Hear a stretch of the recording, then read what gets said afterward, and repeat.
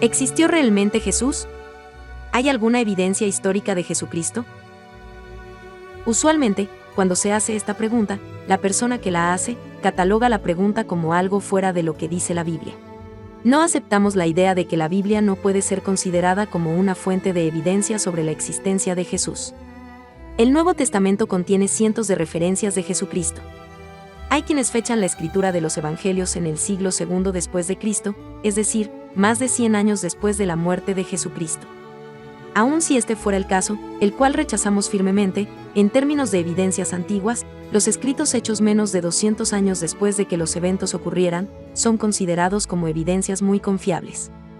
Más aún, la gran mayoría de los estudiosos, cristianos y no cristianos, aceptarán que las epístolas de Pablo, al menos algunas de ellas, fueron de hecho escritas por Pablo en la mitad del primer siglo después de Cristo, menos de 40 años después de la muerte de Jesús. En términos de evidencias de manuscritos antiguos, esta es una prueba extraordinariamente fuerte de la existencia de un hombre llamado Jesús en Israel a principios del primer siglo después de Cristo.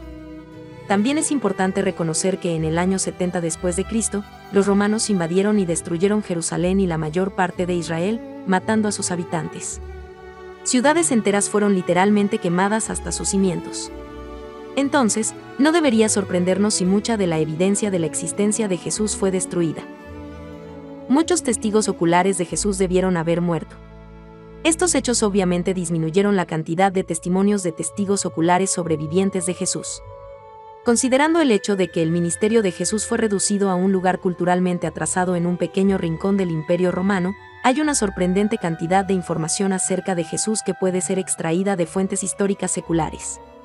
El historiador romano Tácito del primer siglo, quien es considerado uno de los más precisos historiadores del mundo antiguo, mencionó a los supersticiosos cristianos de Christus, lo cual es Cristo en latín, quienes sufrieron bajo Poncio Pilato durante el reinado de Tiberio.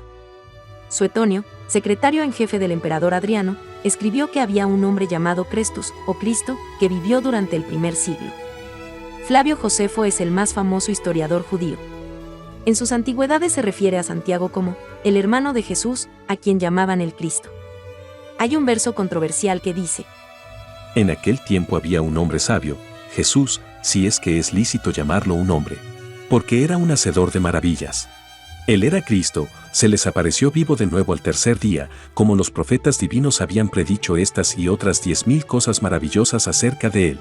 Julio Africano en su obra, cita al historiador Talus en una discusión acerca de las tinieblas que siguieron a la crucifixión de Cristo.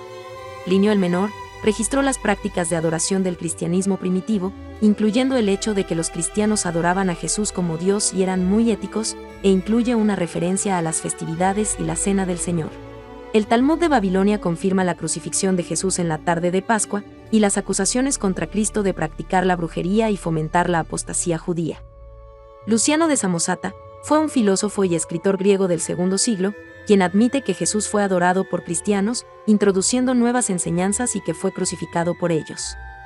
Él dijo que las enseñanzas de Jesús incluían la hermandad entre los creyentes, la importancia de la conversión y la importancia de negar a otros dioses. Los cristianos vivían de acuerdo a las leyes de Jesús, creyéndose a sí mismos inmortales y se caracterizaban por despreciar la muerte, la abnegación voluntaria y la renuncia a los bienes materiales.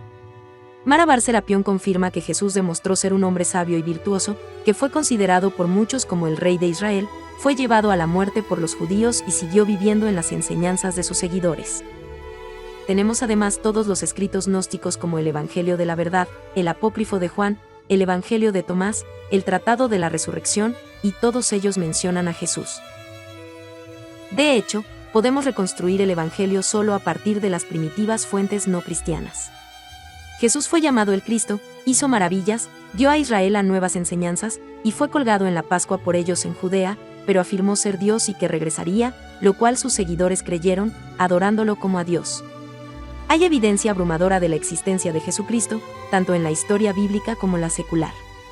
Quizás la evidencia más grande de que Jesús existió es el hecho de que literalmente miles de cristianos del primer siglo, incluidos los 12 apóstoles, estuvieron dispuestos a dar sus vidas como mártires por Jesucristo. La gente morirá por lo que creen que es verdad, pero ninguno morirá por lo que ellos saben que es una mentira. En nuestro sitio web podrá encontrar respuestas más completas a esta y muchas otras preguntas.